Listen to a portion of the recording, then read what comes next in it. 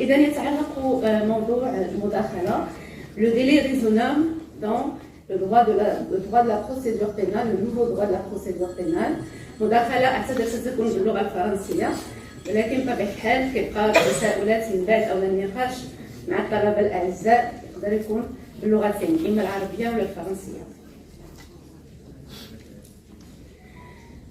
Alors, comme vous le savez, en plus des droits de la défense et de l'indépendance et l'impartialité du tribunal, le délai raisonnable constitue l'un des principes fondamentaux du procès équitable. Le procès équitable signifie tout ce qui est conforme à l'équité, c'est-à-dire fondé sur l'égalité. En fait, le terme, il est très relatif.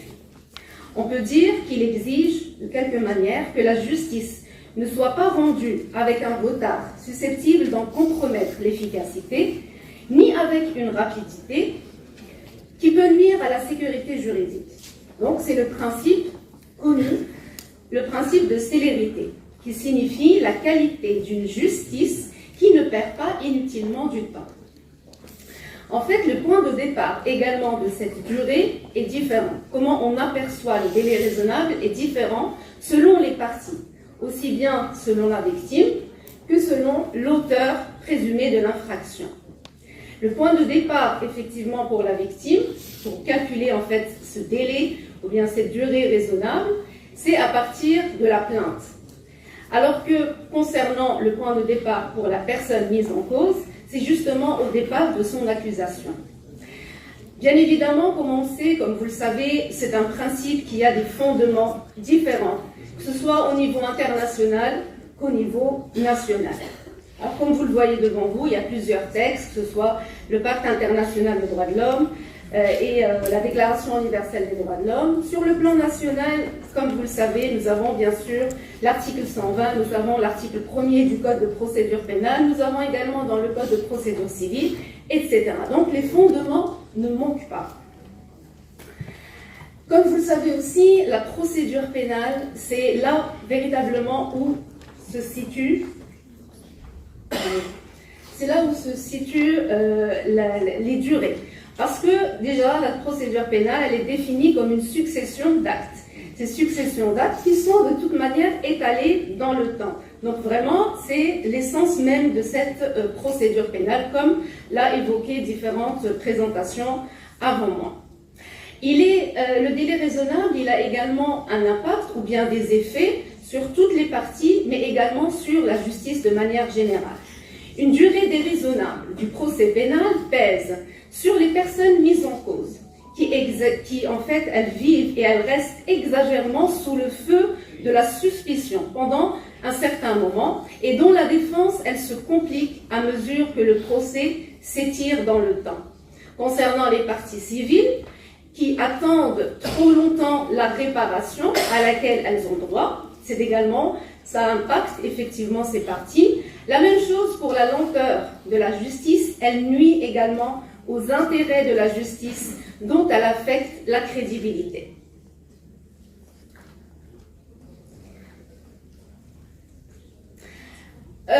C'est un principe qui est, en fait, non, il n'est pas en contradiction avec les droits de la défense, comme on pourrait le croire.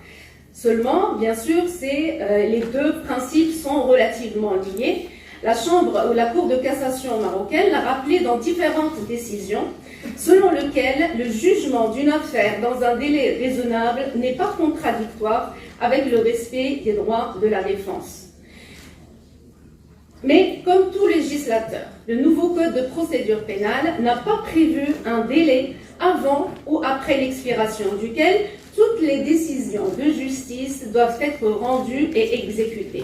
Donc on pourrait pas, en fait, on pourrait croire qu'il s'agit d'un délai qu'on doit respecter concernant toutes les phases de la procédure, mais en fait, il a seulement précisé quelques délais pour toutes les phases de la procédure. Donc pas de délai ou pas de plafond à partir duquel il va y avoir un délai excessif.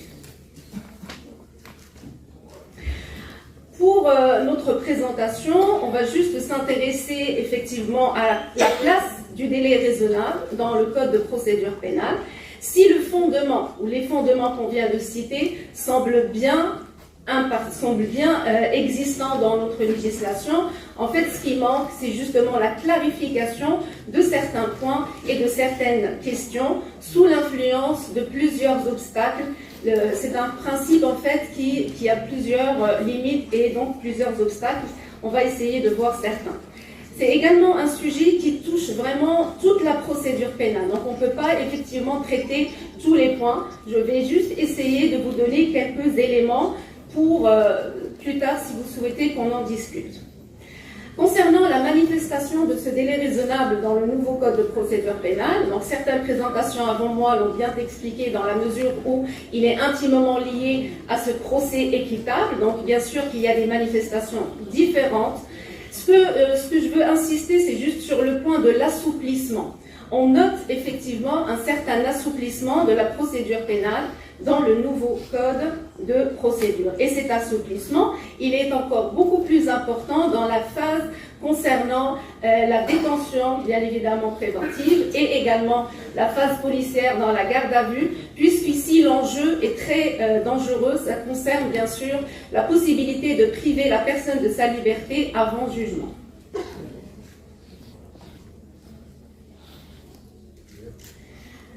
Donc, juste quelques exemples comme vous les voyez ici. On a tout à l'heure, le professeur Chintouf a cité le caractère exceptionnel de l'instruction en matière de crime, alors qu'auparavant, elle avait donc un caractère obligatoire en matière de crime, c'est l'article 83. On peut citer également certains actes d'enquête qui sont donc rapides au niveau de si vous voulez, c'est une limitation à la compétence territoriale de certains officiers de police judiciaire, notamment l'article 22. Pour lutter également contre le retard de comparution, on peut noter également le renforcement de l'efficacité des enquêtes à travers la possibilité de contraindre une personne par la force pour qu'elle puisse être, si elle ne défère pas à une convocation. La garde à vue, donc, on l'a dit également dans plusieurs présentations avant celle-ci, qu'elle est donc bien évidemment considérée comme une mesure exceptionnelle fondée sur des conditions strictes de l'article 66-1. Donc tout cela, en fait, ce sont des nouvelles mesures qui touchent, si vous voulez, l'assouplissement et la réduction des délais. Alors aussi, il y a juste une confusion ici à ne pas faire, c'est on confond entre le délai raisonnable de tout le procès et le délai raisonnable seulement de la détention. Donc ce sont deux choses totalement différentes. C'est vrai qu'il y a beaucoup d'études sur le délai raisonnable de la détention, mais de manière générale, le délai raisonnable, on doit le travailler, on doit l'étudier dans toutes les phases de la procédure pénale. Donc bien sûr, la réduction des prolongations, le professeur Chintouf également, il a cité tout à l'heure, l'article 177 du nouveau code de procédure pénale. Donc bien sûr, il y a une réduction d'une fois au lieu de 2 fois. Et également, on l'a cité tout à l'heure, c'est l'élargissement du champ d'application de la transaction. Donc les modes alternatifs au système, à la justice pénale, si vous voulez, ou bien aux poursuites, sont également une manifestation du respect du délai raisonnable dans le nouveau code de procédure pénale. Sans oublier également les différentes dispositions concernant la cassation.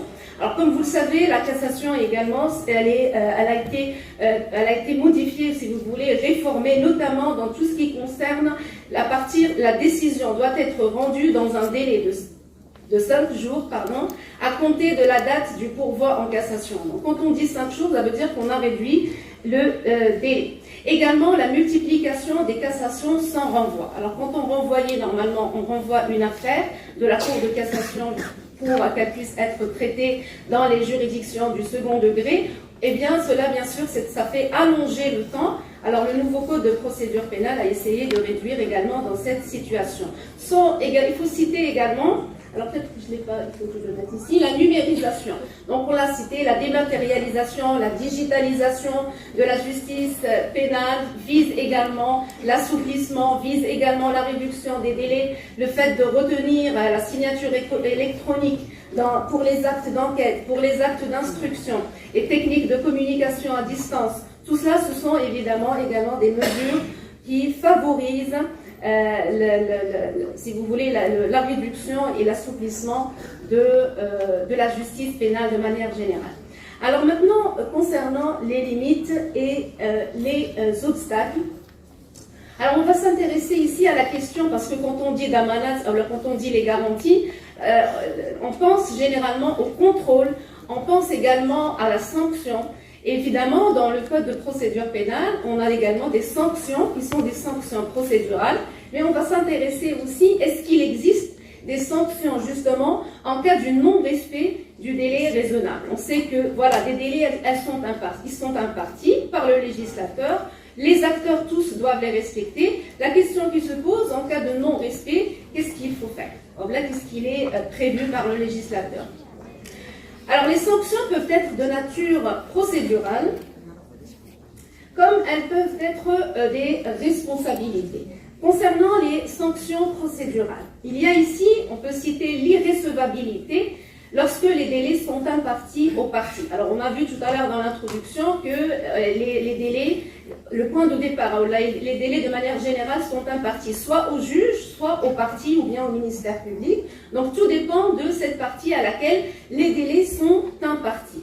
Concernant les parties, effectivement, il y a l'irrecevabilité, il y a également la nullité de l'acte, et non pas la nullité des procédures, on va y revenir plus tard. La nullité de l'acte, donc il faut faire la distinction entre les deux effectivement. Donc pour ne pas m'étaler, on peut très bien en discuter lors des discussions. Quand on dit la nullité de l'acte, elle est prévue effectivement par le Code de procédure pénale. Il s'agit bien sûr de toute annulation d'actes d'instruction ou tout manquement qui est commis par des officiers, par exemple, de police judiciaire, lorsqu'il n'y a pas eu un respect, justement, de certaines formalités, de certaines dispositions prévues, notamment les délais.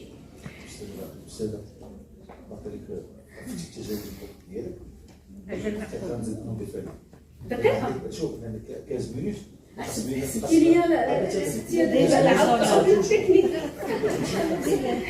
هذيك لا بارتي الاولى يا با دو سوسي يا با دو سوسي يا با دو سوسي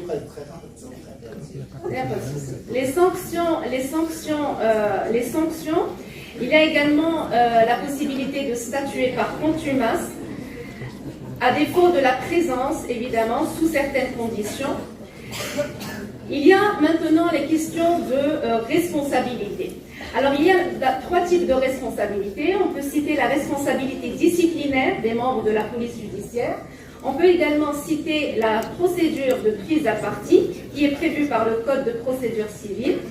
Elle concerne en quelque sorte la responsabilité et donner des dommages et intérêts, notamment dans le cas de déni de justice. Alors, le déni de justice, il est défini par l'article 240 du Code pénal. Et le retard injustifié peut être considéré ou assimilé à un refus de juger pour certains